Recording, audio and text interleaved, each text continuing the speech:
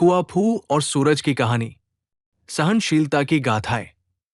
नमस्कार दोस्तों, आज हम एक बहुत ही रोचक और प्रेरणादायक कहानी सुनेंगे जो चीन की प्राचीन पौराणिक कथाओं में से एक है। ये कहानी है कुआफू सूरज का पीछा करता है।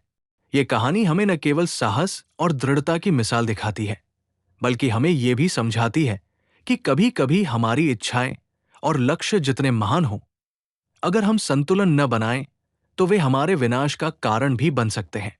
कुआफू कौन था?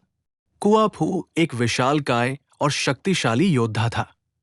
वह एक प्राचीन काल के महान नायक के रूप में जाना जाता है, जिसकी ताकत और साहस के बारे में चीन की लोक कथाओं में बड़े आदर से बात होती है। कुआफू की कहानी मुख्य रूप से उसकी असाधारण इच्छा और साहस के कारण प्रसिद्ध है, जो सूरज को पकड़ने की चुनौती में प्रकट हुआ। कहानी की शुरुआत एक विशालकाय सूरज के पीछे दौड़ता है। कल्पना कीजिए, एक विशालकाय व्यक्ति जो सूर्य की तेज रोशनी के पीछे दौड़ रहा है, जैसे वो सचमुच सूरज को पकड़ना चाहता हो। कुआफू ने ठाना था कि वो सूरज को पकड़कर लाएगा, ताकि उसकी गर्मी से मानव जाति को मुक्ति मिले। ये एक अद्भुत लक्ष्य था, लेकिन ये केवल इच्छाशक्ति और साहस से भरा एक सपना नहीं था, बल्कि ये एक चुनौती थी जो उसने स्वयं से ली थी। वादा और संकल्प।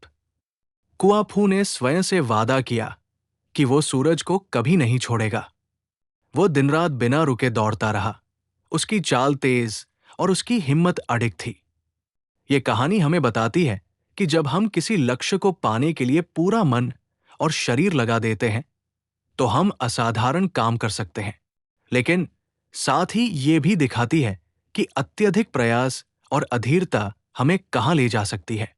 संघर्ष, प्यास और तपिश से जूझना।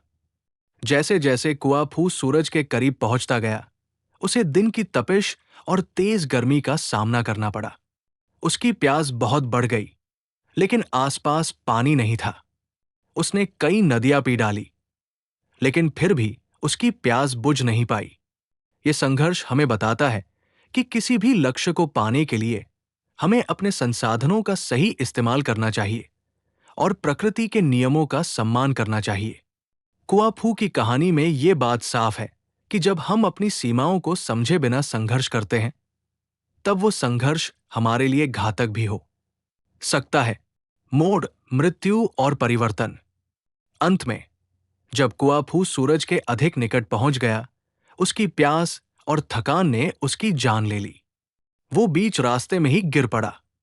लेकिन उसकी कहानी यही खत्म नहीं होती। उसकी छड़ी, जो उसके साथ थी, जमीन में गिरकर एक विशाल वन में बदल गई। ये वन अब उस क्षेत्र के लिए जीवनदायिनी बन गया। ये मोड़ हमें यह सिखाता है कि भले ही हमारा लक्ष्य अधूरा रह जाए, हमारी कोशिशें और प्रयास दूसरों के लिए नई राहें और जीवन के स्रोत बन सकते हैं। अंतिम शिक्षा आकांक्षा प्रेरित करती है, अत्यधिक प्रयास समाप्त कर देता है। कुआफू की कहानी हमें यह सिखाती है कि हमारी आकांक्षाएं और सपने हमें आगे बढ़ने की प्रेरणा देते हैं। वे हमें असंभव को संभव बनाने की ताकत देते हैं। लेकिन जब ये आकांक्षाएं बिना संयम और समझदारी के बढ़े, तो वे हमें नष्ट भी कर सकती है। जीवन में संतुलन, धैर्य और समझदारी के साथ अपने लक्ष्यों की ओर बढ़ना जरूरी है। वास्तविक जीवन से उदाहरण। इस कहानी से हम आज के जीवन में बहुत कुछ सीख सकते हैं। जैसे एक विद्यार्थी जो बिना आराम किए लगातार पढ़ाई करता रहता है, उसकी ऊर्जा खत्म हो जाती है और वो बीमार पड़ सकता है। या फिर कोई व्यक्ति जो अपनी सेहत का ध्यान न रखकर लगातार काम करता है, वो भी अंततः थकावट और बीमारी का शिकार हो सकता है। इसलिए हमारे प्रयास जितने बड़े हों, उतनी ही हमारी समझदारी और संतुलन भी जरूरी है। निष्कर्ष।